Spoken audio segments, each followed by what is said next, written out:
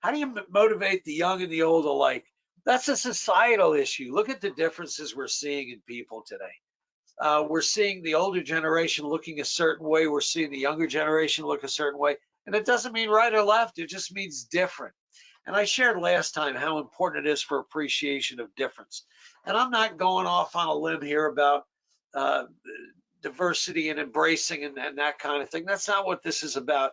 Although, if you're going to function as a leader in today's environment, you need to appreciate the fact that diversity is a focus of today's firehouse world. And it may be different than what you were used to or what you liked. And as I said last time, it doesn't matter. You just need to accept the fact that we are working with people who are look a little different, act a little different. But when you peel the layers away, we all wanted to be firefighters. So I think that's probably one of the best things as a company officers for you to understand. It doesn't matter whether you like how this person looks or if this one has an earring or this one's hair looks different. Would you get past that and focus on the fact that, hey, we need to stretch a line down a hallway together. We need to throw ladders together. We need to drill. And I think the more we do the physical stuff, the drills, and there should be every day being a drill, as our founder at Lexipol says, Gordon Graham, every day is a training day. I think when we spend time throwing ladders together, stretching lines, watching videos and discussing what would you do here, what would you do there, I think it starts to push away whatever views we may have of how people may look or how they act or, this young generation, that old generation. And we start to find out that we're all firefighters. Now, I don't want to be too Pollyanna in this. So, Eddie, what are your thoughts on what I just talked about? Well, let me begin before I dig into the morale and trust and motivation part by zooming out for a moment to leadership in the fire service in general. And let me start with a question that I'd like to pose, and then I'll come back to what you're talking about in a moment. And that question is, what if you were to respect your profession's history and traditions, yet still forge a path that could produce better results?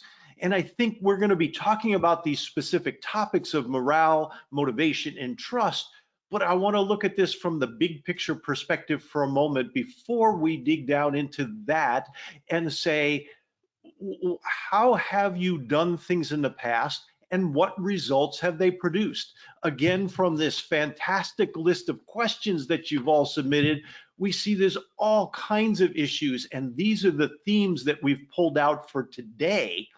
But one of the things that I hear from a lot of leaders in public safety, including the fire service, is there's always like the new thing on the horizon. There are books about leadership, there are classes, there are videos, there are all these things.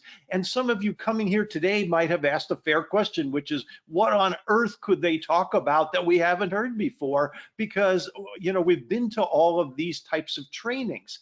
And so we don't want to say that we have the be all and end all of leadership, because the truth is there is no universal way to be a leader or a style or a model. And the reason for that is the variability of people. Think about it in your own life, whether it's your family, whether it's your friends, or whether it's the people at work. Could we say that one thing works in every instance with everybody? I think we would agree that's impossible. We know that that cannot be the case. So part of what we would like to introduce in this conversation today is the notion of flexibility. And as Billy has said today and in the past, recognize where your limits are as to what you can do and where you need to pull somebody else into that.